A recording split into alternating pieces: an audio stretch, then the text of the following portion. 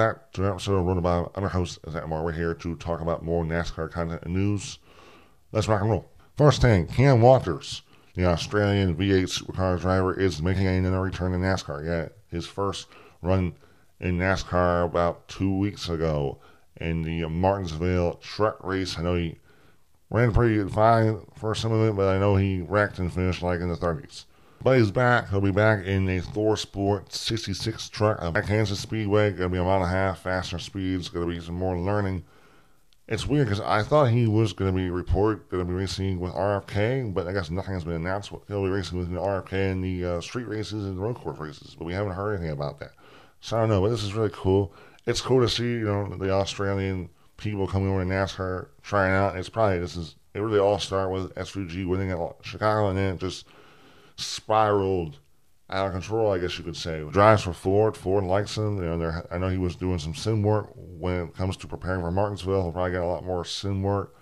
Really, really cool. Looking forward to seeing how he does. Next thing, Toby Christie reported NASCAR has announced that they have launched a new program, the Alumni Network, in an effort to better connect with former competitors that helped build the sport where it is today. The network is open to past NASCAR competitors who competed more than 100 races in their NASCAR careers. NASCAR Alumni Program members will have the opportunity to engage with current and past industry members through exclusive networking opportunities, including an annual at-track reunion. The inaugural NASCAR Alumni Network reunion will take place at Darlington Raceway during the Goodyear 400 race weekend on May 12th. So I just read that whole thing from Toby Christie. It looks like it's doesn't really have anything to do with fans. It has to do with maybe the older drivers that retired, a way for them to connect with the newer people in the sport, maybe give them feedback, help the sport to grow. Really cool, maybe give back to the people that helped build the sport. So I think this is overall really, really cool.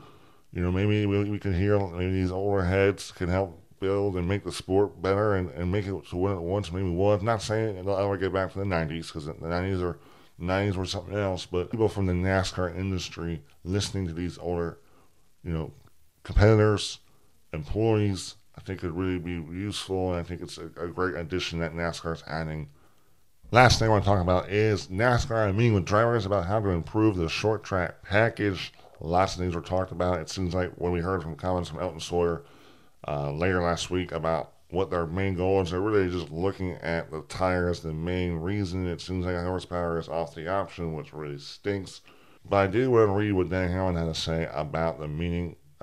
These comments were on his podcast, Actions Detrimental. They're really going to focus on tires and tracks, said Hamlin. Goodyear was there. Obviously, they hear us loud and clear on what we're trying to achieve. The biggest difference with next gen versus Gen 6 is that the loads are significantly lower than what they were.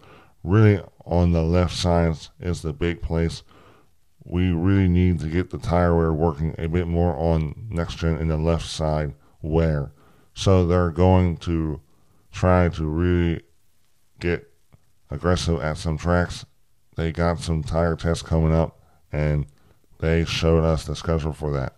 NASCAR definitely said publicly last week, and they said it to us, that horsepower is just not an option for various reasons. If we're going to keep the horsepower, we should definitely, in my opinion, work on getting rid of the shifting. In order to do that, they're going to need to make the upper RPM slightly higher, or else we're going to be running just way too slow RPMs in the middle of the corner. I certainly think that shifting is not helping at all on the short tracks, but beyond that, it looks like we're going to focus on tires to fix the short tracks. Comments, tires are the most important thing, it sounds like. They also talk about different tire tests coming up when those are scheduled. But he talks about how Goodyear wants to really make that left side tire wear more. We saw Joe Nagano run 180 laps on left side tires. You're not going to have good races when your tires last that long. I agree. But also with horsepower, they're not going to have horsepower, he said, because of various reasons that we heard, like a new manufacturer is going to come in.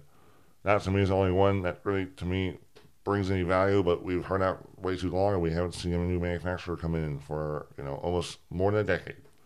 They say if you're not going to have the horsepower, well, we still got to get rid of that shifting, and that's the thing. A lot of people say that the more horsepower is not going to make the racing better, but it would at least get rid of the shifting, which was a big deal.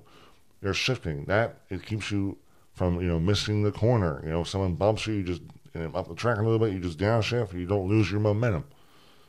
Well, he thinks that they got to get rid of that. And they were going to test a new transaxle at their Phoenix test in the off season, but it just was going to take up too much time. So they never did that.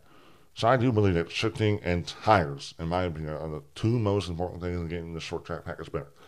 They did say later in the comments that they're done with aero. They're done messing with the aerodynamics, which I think is the most important, because Danny said there was no aero wasn't going to do anything because the speeds are way too low, which makes 100% sense. And I've heard some drivers saying it, and I know like Chaka now said that they should go back to the old package where they have more downforce, because more downforce pressure on those tires will allow more wear, which makes sense because I don't think aero really mattered at all. I don't think aero really did anything to those tires. It's the tires itself that are what's going to make the racing better.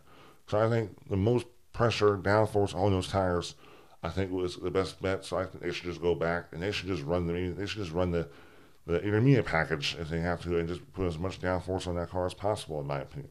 I know Denny Hamlin also said they did go over, All-Star Racing North Wilkesboro plans, format. I know it's hearing stuff about grooved tires. Maybe NASCAR will try a grooved tire.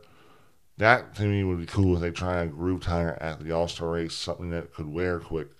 I think for the All-Star race, Goodyear should try some wild compound, give them a bunch of sets, and just see how much the tire wears, how quick, how long it lasts, especially with that new payment that has so much grip. You're going to need a tire that really can wear quick and fast. I'm excited to see what they come up with and what kind of tires they're able to make and how quick they wear. But if this doesn't work out, then maybe NASCAR needs to realize that horsepower is the next option and the only option to making the racing good. Thank you guys for watching. Hope you enjoyed. Give me your thoughts. Give me your feedback. Like and subscribe. Hit the notification button if you want. And I'll see you in another one. Goodbye.